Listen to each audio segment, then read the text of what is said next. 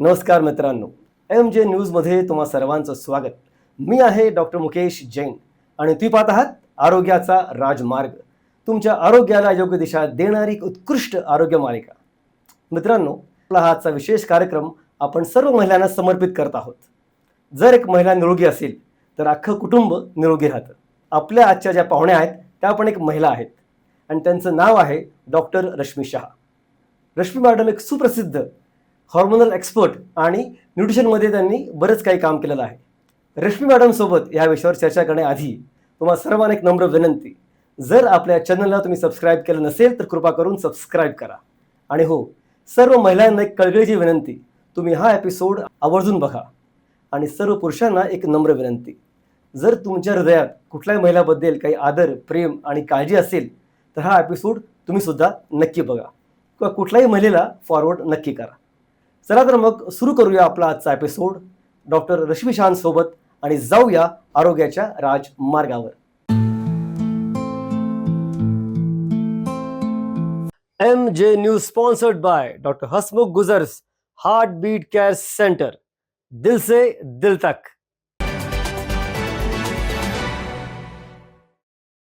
नमस्कार मित्रांनो, women's special एपिसोडच्या तिसऱ्या भागात तुमचं पुन्हा एकदा खूप खूप स्वागत. आणि मॅडम, तुमचं पण पुन्हा एकदा खूप खूप स्वागत आपल्या या Thank you. आरोग्याच्या राजमार्गावर. थँक्यू.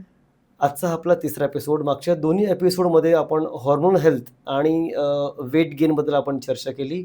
या भागात आपण प्रत्येक स्त्रीच्या आयुष्यातला एक सेकंड टप्पा म्हणतो आपण महत्त्वाचा, मेनोपॉज, त्याच्यावर आपण चर्चा करणार आहोत. तर मेनोपॉज म्हणजे हे नेमकं प्रकार काय असतो आणि त्याचं इतकं महत्त्व एका स्त्रीच्या आयुष्यात का आहे? मेनोपॉज हा माझा अत्यंत आवडीचा विषय आणि मी खूप गमतीने सगळ्यांना सांगते की मेनोपॉज म्हणजे मेन ओ पॉज. म्हणजे प्रत्येक पुरुषाने आपल्या बायकोला सतत सतत सतत हे जे टोचून बोलणे किंवा तू असंच केलं तसंच केलं, ह्या सगळ्याला आता पॉज द्या, असं मी गमतीने बऱ्याच जणांना सांगते.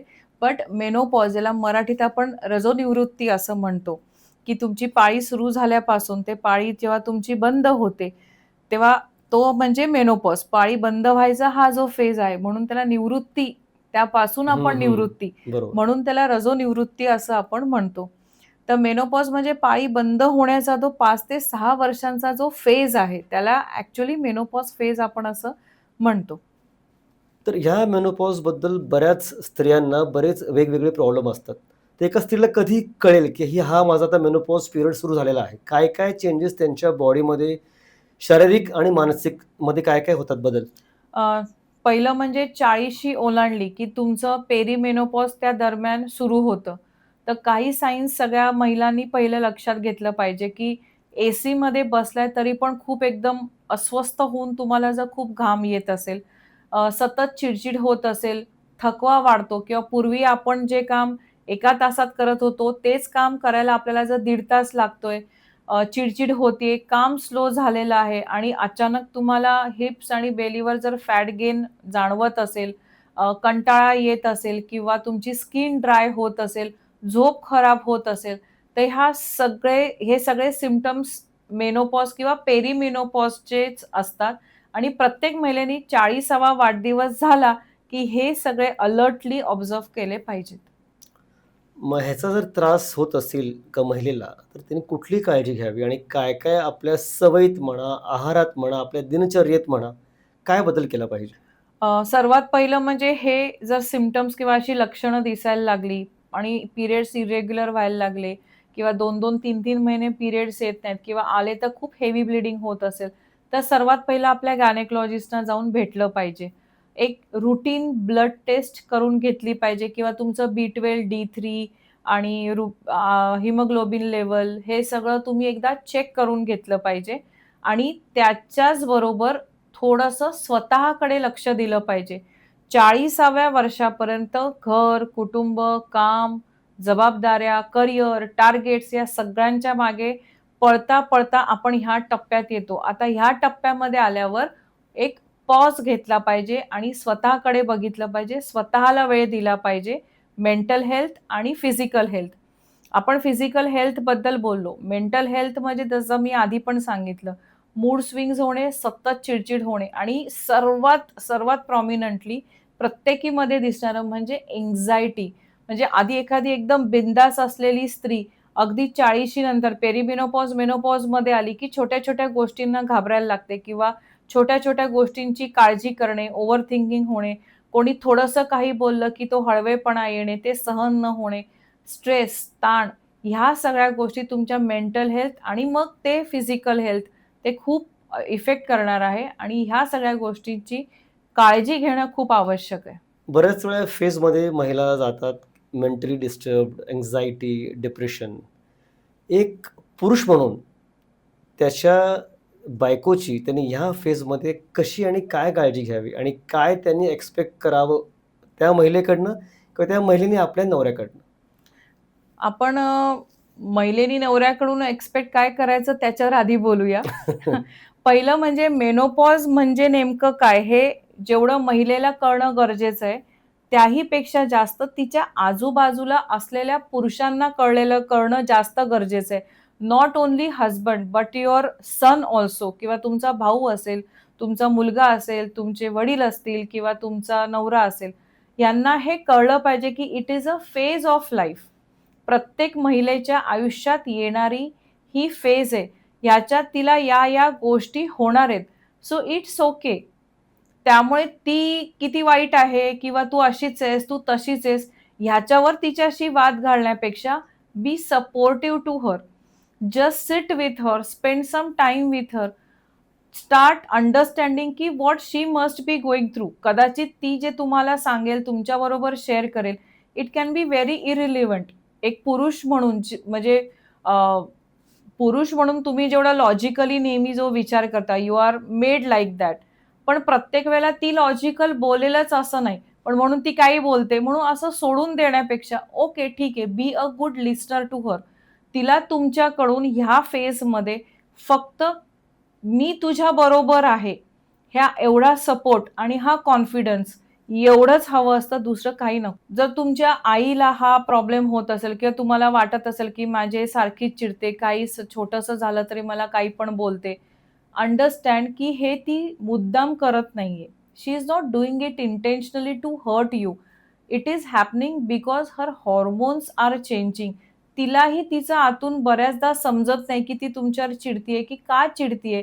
किंवा अचानक ती काहीतरी छोट्या-छोट्या गोष्टींवर रडायला लागते. मग तिच्या आजूबाजूला असलेले मेल म्हणजे मुलगा असो किंवा नवरा असो, "तू कशाला छोट्या-छोट्या गोष्टींवर रडते? एवढं काय झालेलं आहे? Don't play a victim card." हे असे पण शब्द त्या महिलेसाठी वापरले जातात. मी घराघरांमध्ये बघितलेले आहे. So rather than using such statements किंवा असं तिला क्रॉस करण्यापेक्षा अंडरस्टँड की ती ज्या फेजमधून जातीये ना, हे तिला पण एवढं नाही कळत, की मी का रडतीये? मला का चीड आली? मी का असं बोलले? किंवा मला हे सहन का होत नाहीये? या कळण्याच्या ती त्या मनस्थितीतच नसते. ठीक आहे ना, बोलली असेल, द्या सोडून. चिडली असेल, द्या सोडून. किंवा ती रडत असेल, तर हां, तुला रडायची सवयच आहे. छोट्या-छोट्या गोष्टींसाठी रडते. असं म्हणण्यापेक्षा sit with her, be supportive to her. तिला हा कॉन्फिडन्स द्या, किंवा तुला जे होतंय ते मला कळतंय and tell me what I can do for you. कदाचित ती तुम्हाला म्हणेल, "नाही, आय एम फाईन." बट तिला एक मनात कुठेतरी दिलासा पाहिजे असतो, की नाही कोणीतरी माझ्या सोबत आहे. याच्याने काय होईल, की तिच्या शरीरात वाढलेलं जे कॉर्टिसॉल आहे, ज्याला आपण स्ट्रेस हार्मोन म्हणतो, ते कमी व्हायला मदत होईल. अजून हॅपी हॉर्मोन्सबद्दल पण मला इथे बोलावसं वाटेल. ऑक्सिटोसिन म्हणजे हग करणे, कडल करणे, नुसता हात हातात घेऊन बसणे, ह्या गोष्टींनी पण तिचं ऑक्सिटोसिन वाढणार आहे. तर ह्या गोष्टी तिच्यासाठी करा. तिला जर एखादी गोष्ट आवडत असेल, सर्वात एकदम छोटं बेसिक, तिला जर चॉकलेट्स आवडत असेल, get a simple small ₹10 chocolate for her. That is going to give her a lot of happiness. किंवा एखाद्या वेळेला तिला असं म्हणा, की "चल आय विल हेल्प यू." ती तुम्हाला कदाचित म्हणेल, की "नाही, आय एम फाईन." पण तुमचं फक्त हे विचारणं, की "मी काही करू का?" or just helping her to cut some vegetables or get few things from the market or keep plates on the table. या छोट्या-छोट्या गोष्टी केल्या ना, तरी तिला खूप सपोर्ट मिळणार आहे. तिचे हॉर्मोन्स आतून शांत होणार आहेत. तिची पण चिड कमी होईल आणि रात्री झोपताना ती ज्या झोपते ना, ते तिचं कमी होईल. प्रत्येक महिला जेव्हा रात्री झोपते ना, तेव्हा ती तिच्या डोक्यात संपूर्ण घराचे विचार घेऊन झोपते. तिच्या डोक्यातच एक अलार्म असतो, की मला सकाळी ह्याला उठवायचंय, ह्याचा डबा करायचाय, हे करायचंय, ते करायचंय. So be with her, support her, की जेणेकरून तिला हा फेज सुसह्य होईल. Great, fantastic. Coming back to nutrition, तुमचं जे आहे क्षेत्र, तर ह्या पिरियडमध्ये, या मेनोपॉजच्या फेजमध्ये काही स्पेसिफिक डाएट तुम्ही महिलांना असं काही सांगाल फॉलो करायला? नक्कीच. हा फेज असा असतो, की जिथे आपण खूप जास्त स्ट्रिक्ट क्रॅश डाएट किंवा खूप लो कॅलरी डाएट देऊ शकत नाही आणि देऊ पण नाही. बिकॉज तिचं मेंटल कंडिशन इतकी ती सेन्सिटिव्ह झालेली असते, की तुम्ही खूप जास्त स्ट्रिक्ट डाएट दिलं, लो कॅलरी डाएट दिलं, that is going to disrupt her hormones. तर तिला डाएट अशा प्रकारचं दिलं पाहिजे, जसं प्रोटीन आणि हेल्दी फॅट्स रिच. त्याच्यामुळे तिचं पोट जास्त वेळेसाठी भरलेलं राहणार आहे. तिचे क्रेव्हिंग्ज कमी होतील. क्रेव्हिंग्ज कमी झाले, तर मूड स्विंग्स पण कमी व्हायला मदत होते. त्यामुळे हेल्दी फॅट्स म्हणजे ऑल टाइप्स ऑफ नट्स आणि seeds, this is extremely important for all women who are going through menopause. And protein that is must, त्याला नो ऑप्शन. तुम्ही आता डाएटबद्दल बोलला. फिजिकली आपण हे खातोय, ठीक आहे, सगळं ओके आहे. पण ज्या मूड स्विंग्स, जी अँक्झायटी, जे डिप्रेशनमधनं ती जाते ती महिला, तर तिचं मेंटल हेल्थ व्यवस्थित ठेवायला, पीसफुल काम ठेवायला तिने काय केलं पाहिजे? सर्वात पहिलं म्हणजे हे काहीतरी मला खूप मोठं काहीतरी आजार झालेला आहे, हे विचार करणं बंद करा. It's absolutely normal. Every woman goes through it. तर सर्वात पहिलं म्हणजे रोज दिवसातले 20 ते 30 मिनिटं फ्रेश एअरमध्ये जाणे. म्हणजे एखादं गार्डन असेल, पार्क असेल, जसं पुण्यामध्ये तळजाई टेकडी आहे किंवा कुठल्या एखाद्या टेकडीवर तुम्ही तिथे वॉक करा किंवा काहीही नसेल करायचं ना, तिथे शांत जाऊन बसा, मोबाईल बाजूला ठेवून. त्या वातावरणात तुमचं मन शांत व्हायला मदत होईल. दुसरं म्हणजे खूप वर्षांपासून जर एखादी हॉबी सुटली असेल किंवा बऱ्याच महिला मला सांगतात, की मी आधी खूप छान ड्रॉइंग, पेंटिंग करायचे, आता तर हातात ब्रश घ्यायला वेळ मिळाला नाही. तर एखादी अशी हॉबी सुटली असेल, तर ती पुन्हा सुरू करा, पुन्हा शिका. शिकायला काही वय नसतं. त्याच्यात तुमचं स्ट्रेस हार्मोन कमी होणार आहे. तुम्हाला ते हॅपी हार्मोन तुमचं वाढवणार आहे.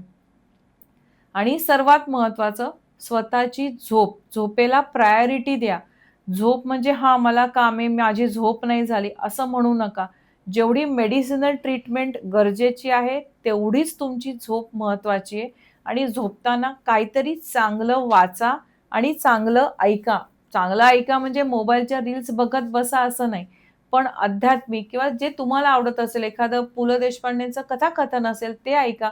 की ज्याच्याने मूड शांत होईल, छान होईल. ते ऐकत-ऐकत झोपा किंवा चांगलं वाचा. ह्या 2-3 गोष्टी केल्यात तर तुम्हाला स्वतःचा मूड, स्वतःचं मेंटल हेल्थ सुधारता येईल.